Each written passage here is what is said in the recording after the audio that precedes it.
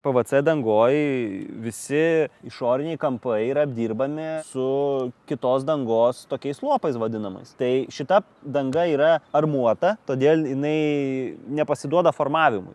Visi šitie lopai daromi yra iš tokios nearmuotos dangos, kurią pakaitinus gali įvairiai išlenkti, užlenkti ir tada užsandarinti papildomai tos kampus, nors ir šiaip jie čia yra voko visokiais principais tenai lankstomi, kad tik tai sumažinta rizika. Bet dar papildomai dedami tie kampai ir mes nebeturime jokių prabėgimo rizikų.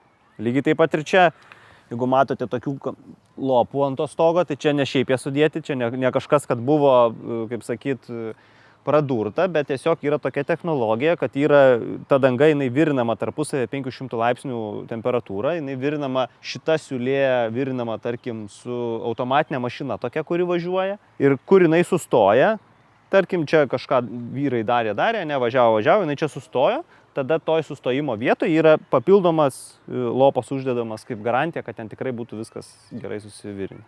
Jeigu šeimininkas pradūrė stogą, ar ten netyčia, ar tyčia, tai šita danga yra labai lengvai remontuojama. Joje labai lengva surasti, kur tas yra pažeista vieta, ne jeigu jūsų stogas bėga. Tai tiesiog po lietaus ateinat, visa, tarkim, jau pradeda džiūt stogas, tai visa danga būna jau praktiškai sausa, o pradurtoj vietoj ten būna šlapia, nes per ten būna jau prilyta, ten yra drėgmė ir jinai tiesiog laikosi ilgiau. Tai toj vietoj yra, kaip ant padangos, galima sakyti, iškerpamas lopas, uždedamas ir tuo pačiu fenu užvirinamas.